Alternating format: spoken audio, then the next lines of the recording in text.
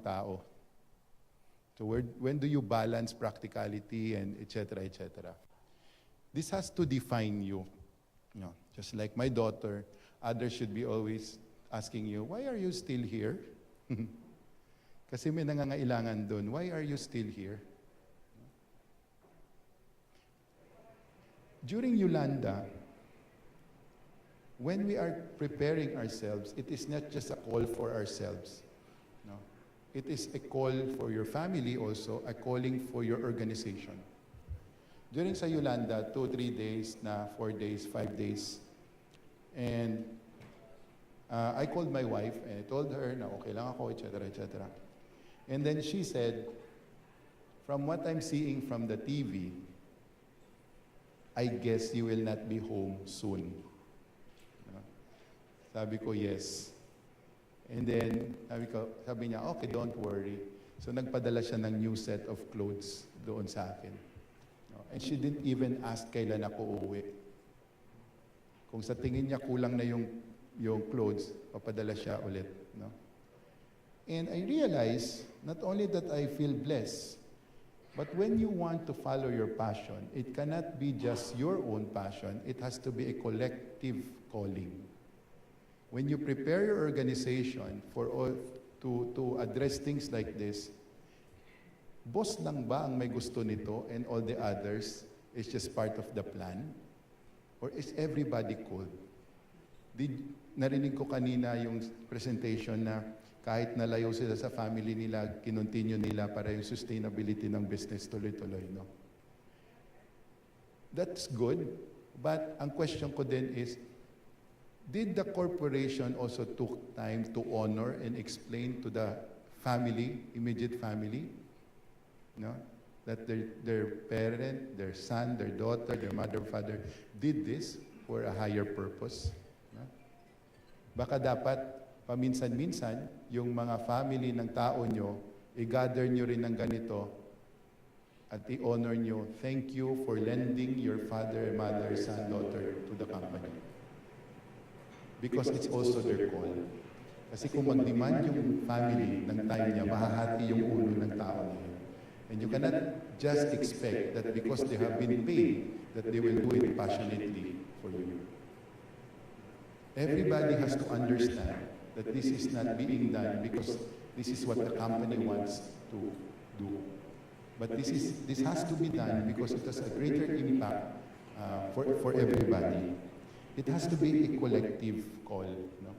Sabi ko nga what we are facing now is a collection of wrong decisions in the past. I will not point a finger to any organization or any person. Bakit nagkaganito yung mundo?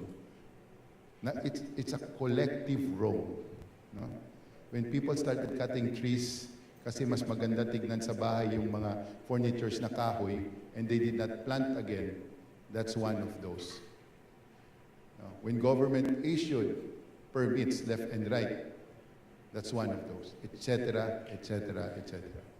So how do we mitigate that? There should be a collective right to counter the collective wrong. And summits like this is good because you're now starting to collect all the right decisions. And it is important that as we collect that, we extend and we grow massively. Kasi the only way to mitigate and prepare ourselves is through bayanihan. Only through bayanihan. The hardest part in the preparation against climate change or challenges is not in the techniques and skills or strategies.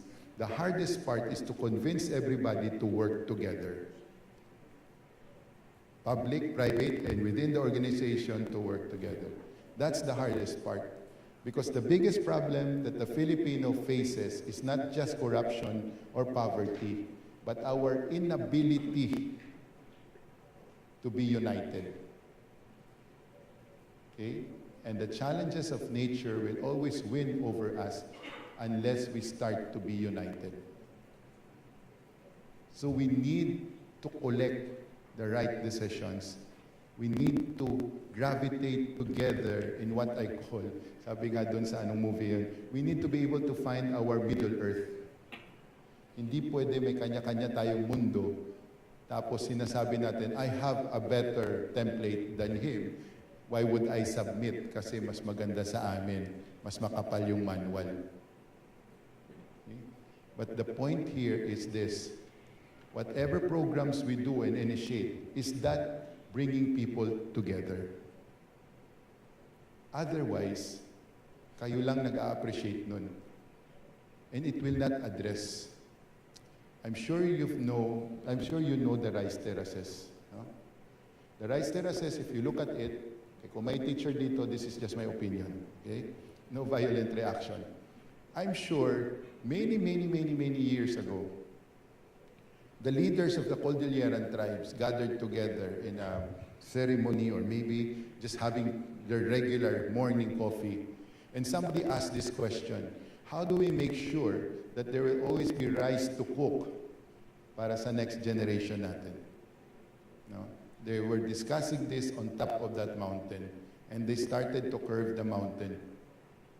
And they're still producing rice up to this day. Okay? None of them said, wala na pare, mamamatay na lang tayo, bundok to eh. Baba na lang ako. Wala din nagsabi, sige lang pare, antayin na lang natin pag namatay tayo. Nobody gave up, even if they were looking at the mountain. When you look at the mountain of challenges now, climate change, poverty, corruption, economic challenges for your corporation, what do? Do you go to the boardroom and discuss strategies? Or do you bring people together and say, come on, let's do this together? Do you involve everybody? Or do you tell everybody what to do? Do you look at the mountain of corruption and say, wag na pare, nandyan na talaga yan. Bigyan mo na lang. Do we stand our ground and risk something, hoping that we can curve that mountain of corruption? When we look at the climate change, do we look at it and say, hali kayo, ayusin na lang, i-fortify na lang natin sarili natin. Or mag-isip nga tayo, how can we maximize our energy so that more people will not die? Sabi nga ngayon, hindi na tree planting, tree growing na eh.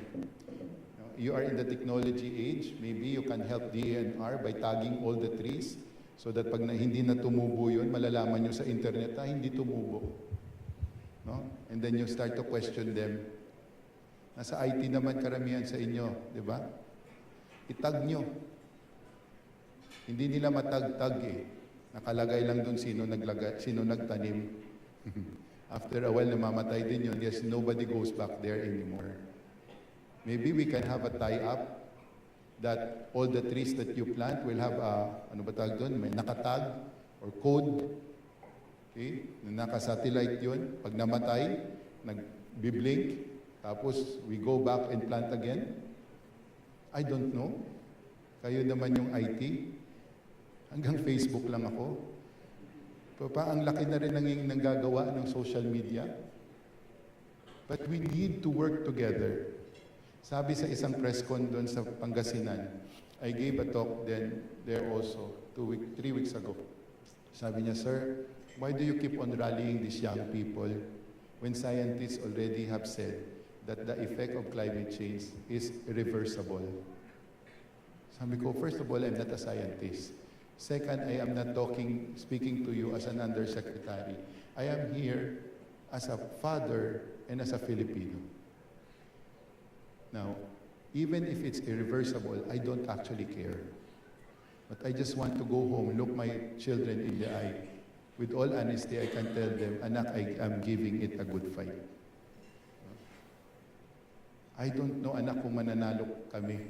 But I'm just giving it a good fight because you deserve a good fight. Second, I am here as a Filipino. I was born here. This is the most beautiful country I've known. Walang biro.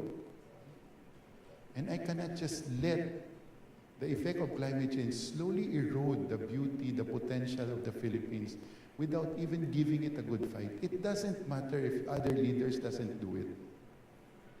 Because my passion is not dependent by your passion. My passion is just dependent on my love and care for my country, that I can say to myself, wow, I gave it a good fight. Because I'm not the Messiah. I'm just giving it a good fight. What if everybody will give it a good fight? I told the media. I also told the media, what if for once we decide that when it comes to poverty, for example, or climate change, we will not play politics there. It doesn't matter if other people are not doing their job. But maybe sometimes we need to write to inspire the young people, just give it a good fight. It doesn't matter kung maganda ang rating ng DNR or what. You write about that. But part of your effort should be geared towards inspiring the nation so they get involved. Sinasabi ko nga sa PIA last year when I took over, my simple goal for the Philippine Information Agency is that one day I hope it will be called the Philippine Inspiration Agency. Okay? Because maybe in the future, we don't need an information agency. You just Google the information. Maybe we need inspiration. That when you do send information, that information has to be able to inspire, and that inspiration has to make people get involved. And this is a simple process when you ready your organization. You give them the information, and you don't just give them the information hoping they get scared. No? Ito, I've been with the NGO for a while. I always hear this. Sometimes people say this to sound intelligent. Don't give them fish. Teach them how to fish. No? It's actually an excuse for not helping. Sounds intelligent lang, pero it's an excuse of not helping. You know, when a Filipino is born, all of us, growing up, we know how to fish, so don't tell us those lines. We know how to fish. Everybody knows how to fish. In Tagalog, it's called diskarte. Huh? So why are we not moving forward faster as a nation? We are not inspired to fish. Why would I fish? Why would I work hard? Ipalakasan lang din naman dun. Why would I work hard? Hindi naman, well, I don't have the family name para umangat. Why would I work hard? It's a hopeless case, etc., etc. Okay? So don't use that anymore. Because alam na natin, we know how to fish. Marunong tayo dumiskarte. Let's just work together to inspire people. For example, alam na nila na susunod na storm surge, mamamatay sila dyan eh. Ba't doon pa rin sila tumitira? Bakit? Bahala na, wala na may mapupuntahan eh. Okay? Why are they doing that? It's not that they are suicidal lang. It's that siguro wala silang nakitang, I don't know, na program na makikita nilang itong programa na to, talagang ang spirit, kapatid, maniwala ka, hindi ka namin iiwan. Hindi eh. At the end of the day, it's about statistics. That's why kayo nasa information business, in that industry where you have this capacity to affect people's lives, kapatid, let's work together to inspire this nation. May chance pa, no? Malaking chance pa. We'll prepare everybody to go back to their original purpose. One time, well, this was during Sendong yata. Nanonood kami ng wife ko ng Sendong coverage. She's from Cagayan de Oro. And di namin alam, my daughter Pia, at that time, she was 5 years old. She was also watching the news. And sabi niya, Mommy, what's happening? And my wife said, oh, there's this typhoon called Sendong. The typhoon caused a lot of rain, and the rain brought a lot of water, and it caused flood, and the flood took their homes away. And my daughter asked, what happened to the toys of the little children? And my wife said, oh, the flood took them away also. And she went to her room, took a toy out, and then she said, Mommy, I want to give my toys to the little children. And ako naman, wow, ang galing naman ng anak ko. No? So sabi ko, ate, bigyan mo siya ng box. Yeah. So, nanonood ako, parang ang tagal niya na dun sa room niya. So pinasok ko yung room niya, nandun yung anak ko, lagay ng toys niya. Ang laki ng box. Sabi ko sa yaya niya, ate naman, ba't ang laki naman ng box mo? Kala ko katuwaan lang to. Parang seryoso na talaga eh. No? At some of her toys were a little bit expensive. So I look at my wife and said, kailangan ba natin ibigay lahat? No? Remember, before government, I used to be I was part of the group that started Gawad Kalinga. I headed the operations of Gawad Kalinga before government. And then she looked at me with, actually galit yung mata niya, at with a big question mark, and she said, what's wrong with you? What's happening to you? And then suddenly I realized two things. One, my daughter was reminding me, when you give, don't count the cost. Okay? So when you prepare your people, don't look at the financial statement. Don't be defined by the numbers, but be defined by your heart. I don't want your company to lose, but I also saying, don't be defined by the budget. Second, I realized that kung wala pa lang nag-cover sa Sendo, my daughter will not be inspired to give. So I always salute the media for covering such event. If nobody was brave enough to stand near the raging water to discuss that, then maybe my daughter could not have had the idea to share her toys. So now that we are in the information business, how do we work with one another to make sure everybody gets the message? Not just the message of saying, wag ka dyan, mamamatay ka dyan, but also creating a content that will say, kapatid, okay? Make sure you're involved in helping, in rebuilding, etc., etc. Kasi Pilipino tayo. How do we bridge the gap? Okay? Sabi nga dito sa Globe, creating a wonderful world. Baka world nyo lang yun. Kasi Globe is a wonderful world. No? But how do you create really a wonderful world? Ganda ng office nyo eh, sa the fort. I was there when it was open. Ganda talaga ng office niya. But I'm not here to talk about that. Binanggit ko lang maganda. But how do you create a wonderful world for everybody? Okay? Diba? Ang lakas na ngayon ng effect ng cellphone. Sabi nga na isa sa akin, Kuya, ang ganda naman ng sinasabi mo minsan, pero parang imposible. Ako hindi imposible yan, kapatid. Because there's no lack of resources in the country, only lack of sharing. How can we be third world when there are 106 million cell phone subscription out there? More than the number of people sa population. Di ba? Don't worry, I love Globe. Okay, I'm not going there. I'm always saying this because if each one cell phone user would just agree to give 10 pesos per month, at 100 million, that's what? 1 billion per month. How many relocation sites can you build so that they will not be in the danger area without waiting for government to happen? Okay?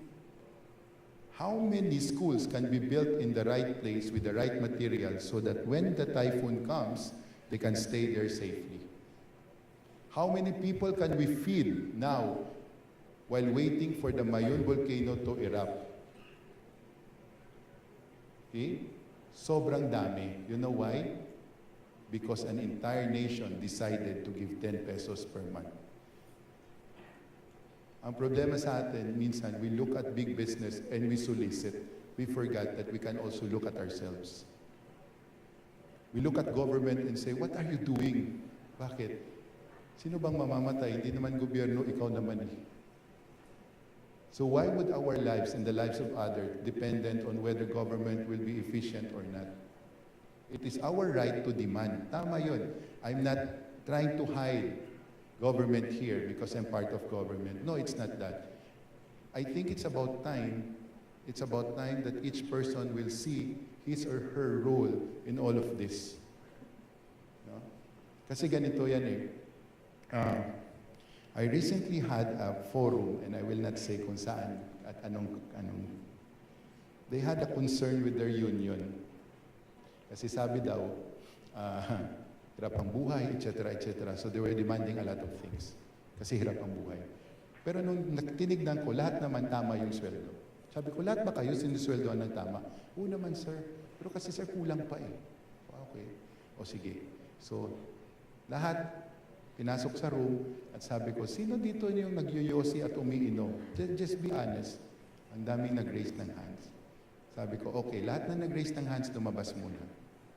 Naiwan, 2 lamesa na lang. Sabi ko, sige, kayo na lang kausapin ko, malamang hirap kayo sa buhay, no? Because all the others had wrong priorities. How can life be hard if you have money to spend on vices? Sabi ko nga sa kanila, alam nyo, pag naging presidente ako, hindi ko papayagan na isubsidize ko sa lung center yung mga nagkasakit dahil sa yosi. Sabi ng isa, sir, against human rights yan. Sabi ko, hindi. I'm doing that precisely because I love them. Sabi niya, bakit? Alam mo, all their life, they have been practicing to die and now they're about to die, I will save them. Ang sama ko namang tao. Di ba? Ang sama ko namang tao. My point being, mga kapatid, sometimes we put resources in the wrong place. So there is no lack of resources. Okay? Klaro ba? So now, babalik ako. Technology is nearing its peak. I don't know. I'm not a scientist again.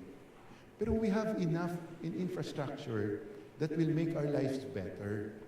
The challenge is the right content that you put in that infrastructure of technology. The content that says, we are a family. The content that says, kapatid, hindi kita iiwan. The content that says that you are part of my plan. That should be the content. The content that says, I want to work with you. Kahit iba yung politics mo. No? Kahit iba yung paniniwala mo, I will work with you.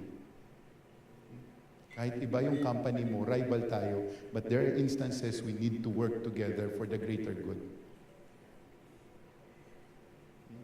Because that is what we hate most in politics. When there is crisis, admin and opposition, they don't work together.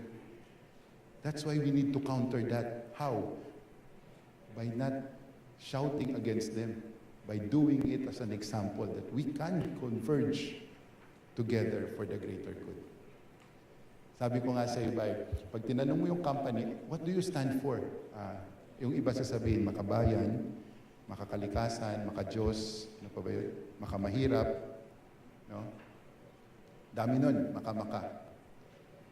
Maybe you start adding this last word that I want to suggest to you. Ang tanong ngayon, sa panahon ngayon, sino makadeliver? Ha? Sino makadeliver? Kung makadiyos ka, just deliver yung makadiyos mo. Kung makakalikasan ka, just deliver. Don't make it a motto. Don't just put it in your seal. But sino makadeliver? Because now, in this fight, in this preparedness, in this efficiency that we want, no, delivery is very important. Integrity is a factor. Klaro ba? Ang seryoso niyo, no? Sabi ko na nga ba, sa next time mag-summit kayo, mag-t-shirt lang kayo. Mag-t-shirt lang kayo. Walang imposible pag lahat ay nagsama-sama. Tandaan niyo yan. There's a story na a long time ago I heard, and lagi ko yung ginagamit. No? May isang kutsero. Dati kasi I used to every summer I stay in Cebu. Okay? By the way, I was born here and I grew up in Bacolod. Okay? So, yung kayabangan ko acquired, hindi inborn. Acquired lang. Ay, sorry. Si ano? Ay, actually, neighbor kami. We went to the same school. No? Acquired lang yung kayabangan ko anyway. And dati may mga kutsero dito, dyan sa Conquera Street, somewhere there. And I remember a story na one night, yung isang kutsero, dala niya yung kalesa niya, dumaan siya sa sementeryo, at may nakita siyang aso. Tapos sabi ng aso, on top of the nicho, sabi ng aso, magandang gabi po. Natakot siya, inampas yung kabayo niya, pinatakbo niya ng matulin. Pagdating sa corner, sa dulo, hinihingal yung matanda. Sabi niya, grabe, kakatakot naman yun. Ngayon lang ako nakakita ng asong nagsasalita. Sabi ng kabayo niya, ako rin. No? Mga kapatid, just because we've never heard dogs speak, it doesn't mean they cannot speak. Just because we never heard horses speak, it doesn't mean they cannot speak. Just because we are used that there is squatter and poverty around us, it doesn't mean it cannot be eliminated. Just because we are used to hearing stories and experience corruption, it doesn't mean it cannot be eliminated. Just because there are typhoons like Yolanda, it doesn't mean it cannot be mitigated. So don't believe the impossibility, but wake up every day and celebrate possibilities. Because it can be possible. And the key, okay, is doing together. I always say this, the big idea is not doing good. The big idea is doing it together. 25 ang good idea. Daming innovators. Ang tanong, did it bring people together? Were we able to work together? I read a write-up long time ago that the Filipino is the only ethnic group in Canada that doesn't receive subsidy from government of Canada. Most ethnic groups in Canada, like the Indian community, etc., the Jewish, they get a fund from Canadian government that they can use for their community or to give to their country, to their home country. We're the only ones that doesn't receive that. You know why? Because we don't have one organization. Pumunta ka sa LA, meron dong Cebuano Association. Within the Cebuano Association, madami din yung Cebuano Association. Pag yung isa hindi nanalo to be president, gagawa siya ng ibang org niya, member niya, asawa niya, at anak niya. Kasi hindi siya nanalo. Ganun tayo eh. Again, unity. When we dream, make sure it is relevant. When we prepare, make sure it is doable. Of course, alam niyo yan, you're in the corporate. But sometimes we like using ang tatayog ng mga words, no? There are 3 campers, I remember the story. Nag-camping sila. And naubos na yung pagkain nila, isang itlog na lang naiwan. Sabi ng isa, paano natin kakainin yan? Isa na lang. Sabi ng isa, nag-suggest siya, let's go to sleep. In the morning, kung sino yung naginip na napuntahan niyang pinakamalayong lugar, siya kakain ito. So they slept. And then the following day, one of them woke up and said, you know what? Na naginip ako, inabot ko yung dulo ng mundo. Sabi ng isa, oo, nakita kita, nadaanan kita on my way to the moon. No? On my way to the moon. Tapos habang nag-uusap yung dalawa, kinakain ng pangatlong lalaki yung itlog. Sabi ng dalawa, ba't kinakain yan? Kasi akala ko hindi na kayo babalik, lalayo nyo na. No? Mga kapatid, okay, what you're trying to discuss here in the many summits that you attend, it's not just about dreaming and creating nice templates. Again, babalik, sino makadeliver? Let's keep it simple, let's keep it true, and build people up, involve as many, and make everybody feel that they have a stake to it. Ganun lang kasimple yun. Hindi pa huli ang lahat, tandaan niyo yan. Hindi pa huli ang lahat. That there should be a portion in your company culture. Alam ko, minsan ginagawa naman to ng HR. But how do we develop that first, our priority that we will be friends first in the company? Kasi yun key yan eh. It's a key factor. No? It's a key factor magkakaibigan ba tayo o boss kita? No? And then from there, pwede na yung mga ibang strategy. Because I believe friends don't stab each other in the back. So mas mai-enhance yung program pag magkakaibigan tayo. Klaro ba? Parang hindi totoo, no? Parang malayo pa yung proseso. Nakikita ko sa yung mata nyo eh. Meron bang tao sa company nyo na pag nakikita nyo yung mukha, nasisira yung araw nyo? Meron ba yun? Okay? Meron nga. Ganito. Exercise. Isipin nyo yung itsura niya ngayon. For a few seconds. No? Yung tao na yan, yung taong pag nagmi-meeting kayo, siya lang lahat may alam. Di ba? Basta alam niya na lahat. No? Nandiyan na ba? Naisip na? Na-visualize nyo na? Okay.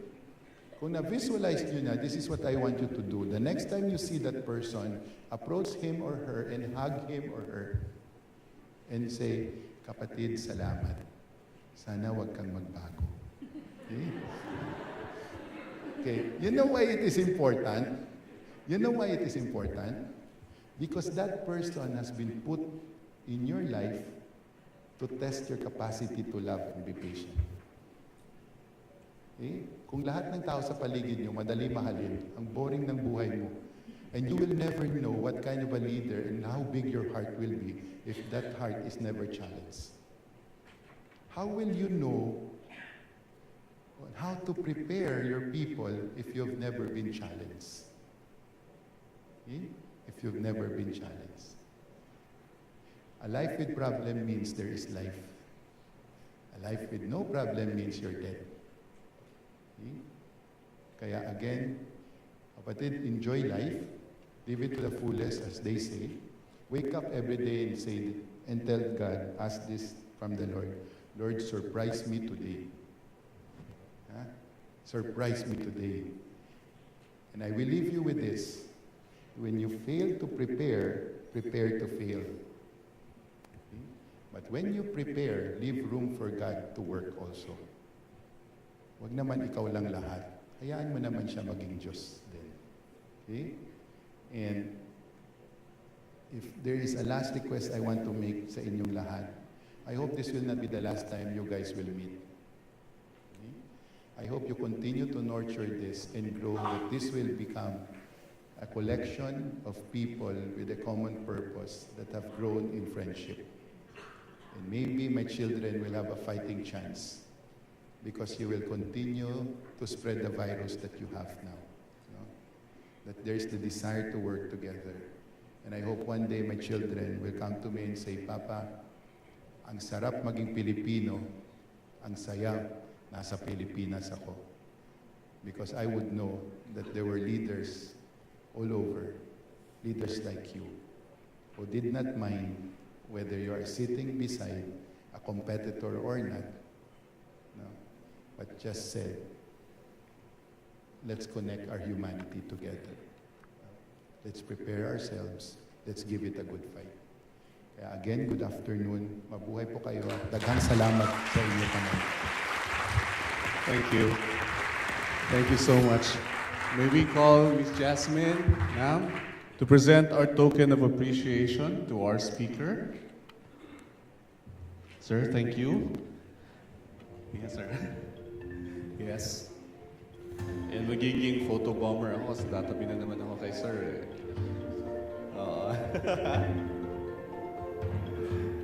A round of applause, please, once again. Sir Yusek, Jose Mario Cañeda, such a very inspiring topic. Thank you. How are you guys? Inspired. Yes. We will now start sharing. Ang daming mga prizes pala doon. So once pag nanalo kayo ng mga prizes, share them please. Promise. Okay. Now it's time for Let's Call.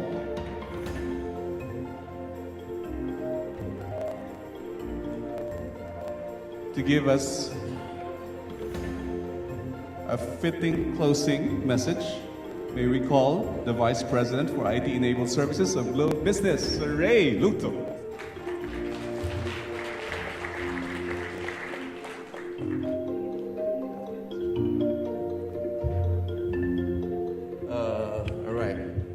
Director General Okinena, truly inspiring. Truly inspiring. I was literally glued to your speech. No?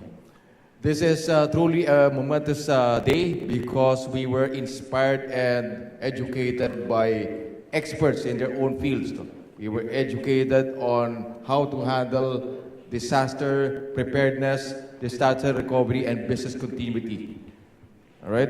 The session was opened by Ambassador Painor when he educated us with concepts like changing your mindset and personal continuity. And then the day was capped by a truly inspiring speech and talk from Director General Okinena.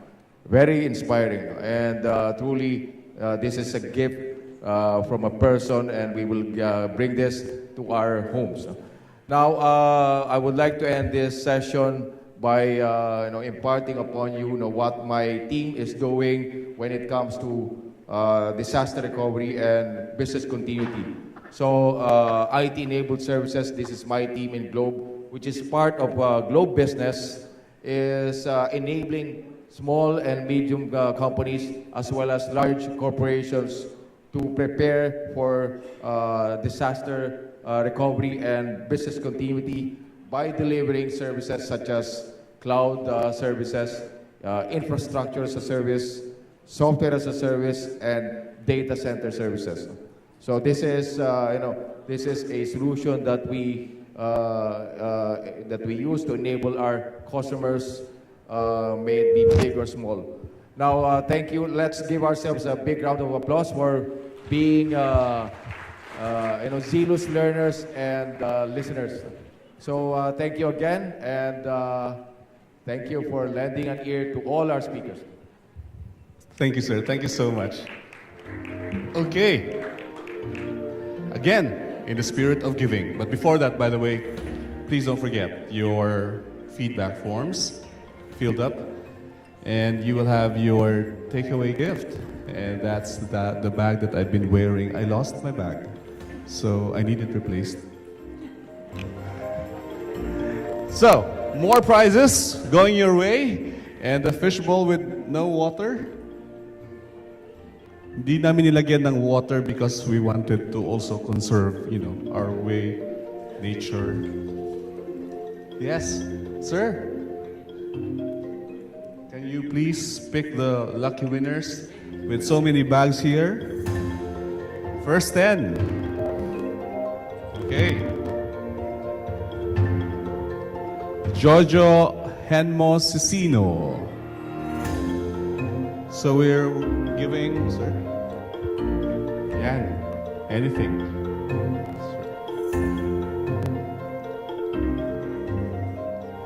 Mambing, Lilibeth Portugalisa. Next, very quickly, Evelyn Empleo.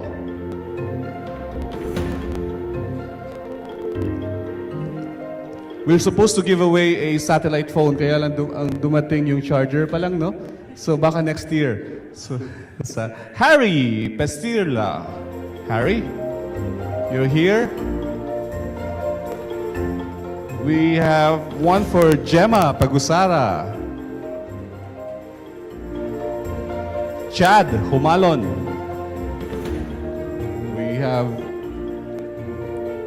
Cheryl Lau. Mark Sabalejo.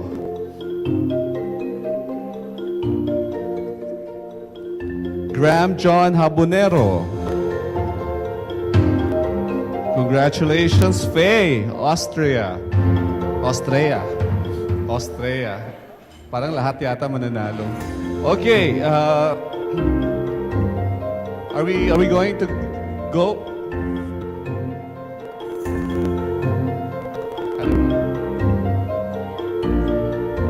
Okay, last 10 daw, sir. Last 10. Last 10 for this round. Okay. Diane Som. So I know you will all win power banks, hopefully, and then we can all wish, we can ask Veco to voluntarily turn off our lights? Nay Nunez. Richard Consolacion.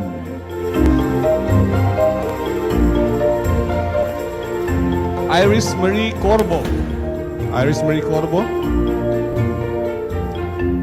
Sir Jojo Anos. Gaylord Tumakin. Sige.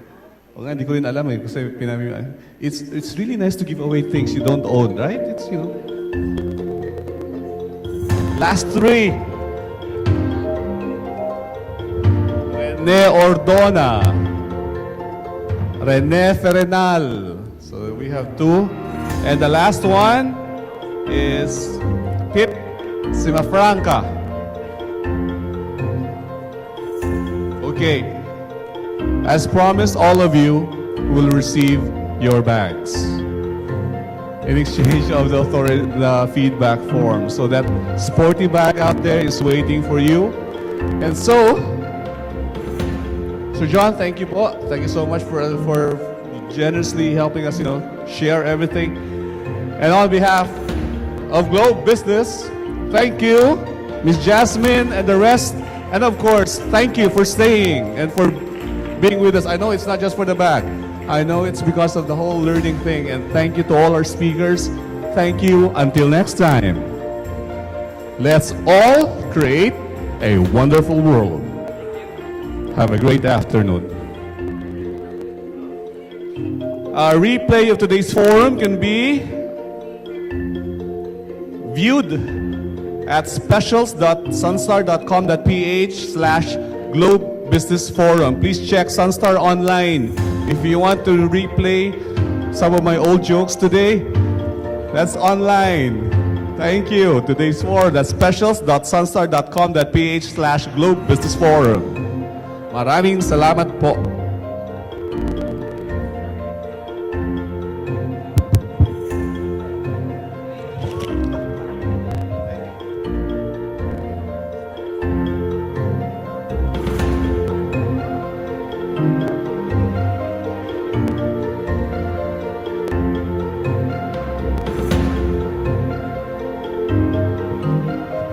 Guys, sorry, snacks are available. There's still a lot of food here. So please, before you leave, take your snacks. Let's share food